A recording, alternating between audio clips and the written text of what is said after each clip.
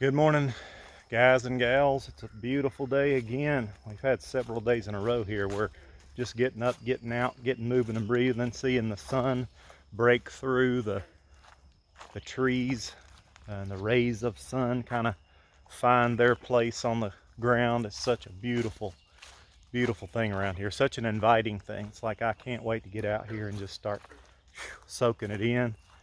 I've already got up early, spent a lot of time just just in God's presence, in the Word. Spent a lot of time in prayer this morning, which sometimes I spend a lot more time than others. I just had a real, just a good solid time. Did some thinking about what is God saying, what's He doing, what are those true north principles that I'm headed towards, and so again, this portion of my morning routine has to do with solidifying or bringing into fullness what I've seen spiritually, because that's the spirit portion of us is sort of it's a little bit aloof to the rest of us, things that you experience in that realm, so to speak. Not trying to sound weird, but you see things that they're different than here. I mean, they supersede things that are here, but they're in the spirit, right? So see what the difficulty is getting it from there into your life. Okay, so that's why this active meditation is so critical in my beliefs, that if you want to bring what's spiritual into what's natural and normal into this world we live in with 5 senses, you've got to engage the body and you got to engage the mind in an active way, and you got to bring it into this world. And so this active meditation is one of the ways that you sync up and link up the spirit into the body and soul, to where it becomes the new you. See, what you're doing is you're introducing a new way of thinking to your brain that it doesn't know. See, the soul is sort of just out there. The soul is created to help us maneuver through this environment, and the body is just an earth suit.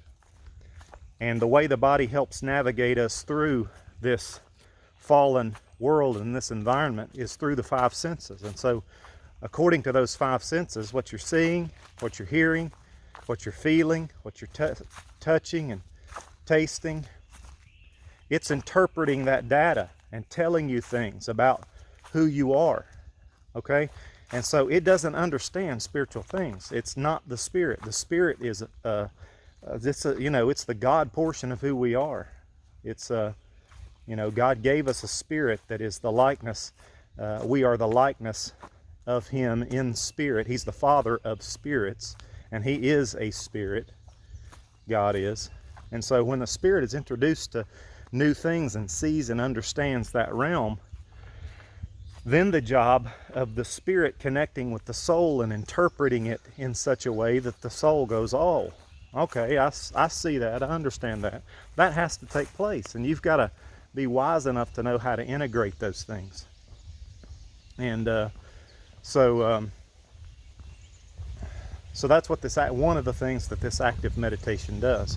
Now, if you don't know anything about brain waves, then that's going to be a problem, because what modern Christians don't understand and don't know about how we were made and how we function and how we work is going to be used against us, and it is used against us. In fact, most of the people out there who are into success, whatever that success is for them, and who want to make an impact on the planet, are utilizing things and understandings of how we were created, so that they're tapping into these things in a habitual manner, and they're transforming their lives. They're changing their lives accordingly, and in other words, they're using what we were created like and working in alignment with it to be transformed for their own purposes, for their own desires. And the ones who would claim to be children of God, who would claim as the Bible teaches and as I do, that we were created by God Himself. He's the one that created us. And many of the people of God would look at things like brain waves and how our body works, and would reject anything to do with utilizing that information and implementing habits that would help us change and transform, which is what the entire point is for a Christian on this planet Earth. They would reject it. And so because we're ignorant to these things, it just burns me up that a spirit of religion would get in here and start to tell people that they can't do this and they can't do that because that's what the world does. No, God created us. He's the one that made us. We're the ones that know Him. We're the ones that should be living in greater understanding and knowledge of how we work, of the faculties of our spirit, soul, and body. We're the ones that should be maximizing these things for the benefit of becoming more like Jesus, so that He is manifested on the earth and His name is hallowed. Okay, so that's what we're talking about here. Brain waves go from high beta down all the way down to delta. I think there's 5 different categories. And so they're natural brainwave cycles that we go through every single day. Okay, so for instance, at night, when you're in the deepest of sleep, you're in the alpha state. That's a recovery state. Deep sleep, you got to have it. And you're going up and down the scale on those lower 3, alpha, theta, delta, and there's 2 high beta brainwaves at the top. And you're going through that in your sleep. That's what's giving you recovery. That's what's releasing really powerful hormones and chemicals in that deep sleep cycle that you're getting recovery from. Okay? Now, when you wake up in the morning, you're waking up into the alpha state. That's kind of the in-between state. You're kind of very relaxed. And this can literally be, they can gauge this with scientific tools and techniques. They can show you these waves. This isn't a bunch of hooey this or that. This is like literal empirical study reveals this is the way it happens. Okay, so you wake up in the alpha state, and you slowly, unless you just get that first cup of coffee immediately, that throws you into beta. Okay, now beta is that you're engaged, you're thinking forward, you're actively working to solve problems. You're getting going, you're up and going, you're engaging the world. That's beta. That is not a learning. You don't want to be in beta trying to learn, because see, your heart is not open. You basically have gotten yourself lifted up into the brain and into the mind, and you're thinking, you're operating off of what you already know. And listen, there's the truth, guys. We don't know enough. None of us know enough. That's why we are where we are. That's why we're stuck where we're stuck. We don't know enough. Our heart does not have the truth enough to operate at a higher level. Okay, so what the Lord asks us to do is meditate on His Word. And see, I do 3 different types of meditations in the day. One is just breath work, in terms of, it's really not spiritual. It's not a spiritual activity. Okay, I do one meditation in the day that's about 5 or 10 minutes long, that I just focus on my breath, and I will let my breath be the backbone. And it's just a mind focus type of a thing. It's just a focus activity. Okay, it's literally like doing push-ups for your brain for the purpose of focus, because how we're wired and how we're made, we're so powerful. We're little creators. And see, so what you're focused on is what you're making bigger. It's what you're bringing into the world. What you're more familiar with, what you're most familiar with, what you're fixed upon is the thing that's getting larger for you. And if you don't take control of that, if you don't get a handle on that, you're going to bring some things into this world that you don't want, because most of us are hung up on painful something that happened to us. We just can't shake it. It's just still down there, still working on us, still getting hit on a daily basis.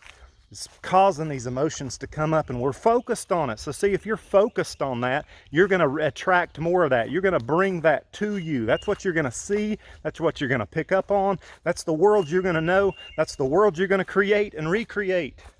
See, so you got to take control of that. You got to get control of your mind, so you got to give it a workout. It's the same as any kind of physical workout. I'm not going to start running a marathon tomorrow because I haven't prepared for a marathon. If I was going to run a marathon, I would get a year planned out of running and, you know, getting some education as to what you would do to get ready. And then I would have to run it and do it consistently so that the day of the race, I could actually do it. I'm not going to, you throw me out and do a marathon right now, I'm done after 3K. I'm out. I'm done. I'm not prepared for it.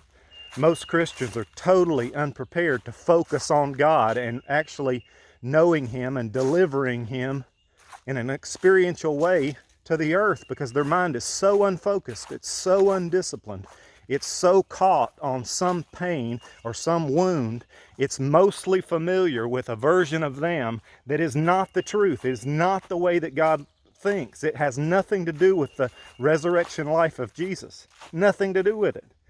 And yet they're so undisciplined that it doesn't matter. Even if they wanted to focus on good things, they can't. They can't. They're not ready to run that marathon. It's not going to happen. See, so you have to do things like 5 or 10 minute meditations where you're focusing on your breath. Like, in other words, I'll give you a small little demo here. You're just closing your eyes, you're relaxing. You're breathing in, you're breathing out. While you're doing that, you're recognizing you're present, that you're breathing in and breathing out. That's the breath of life. God gave you that breath. Excuse me. And then you can let your mind wander, but then when the breath comes back, when you've got to breathe again, you come back to the breath.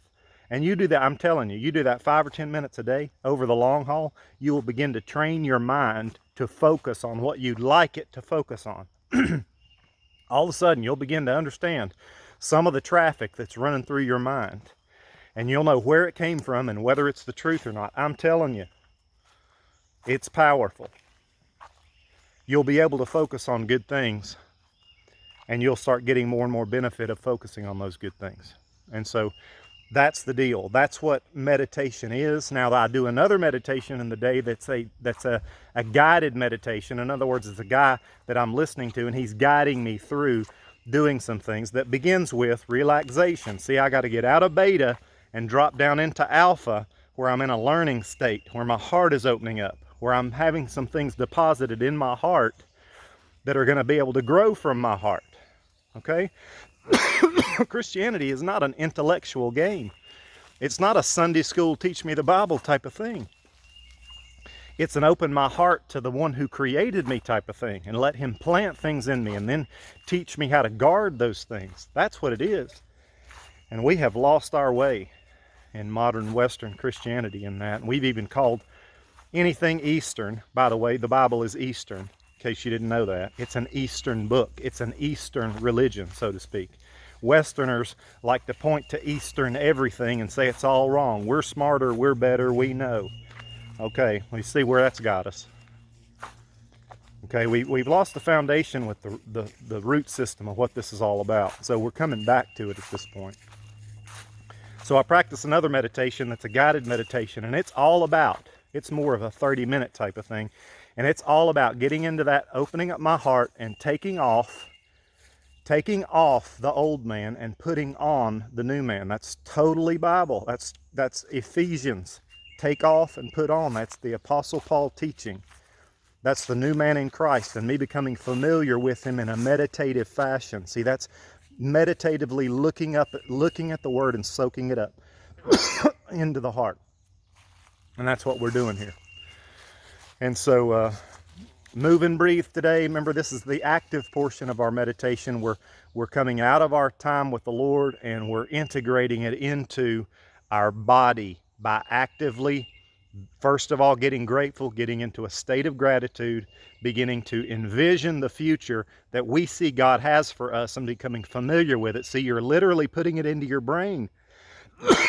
Your brain has has to get a clue as to what the Spirit is introducing into the life, and then it's got to be integrated into the physiology. So be encouraged today. It's a beautiful day. Move and breathe, move and breathe. Dream with God, and then walk with Him in wisdom. God bless you guys. Man, I'm getting hammered here. And we'll talk to you later. Bye-bye.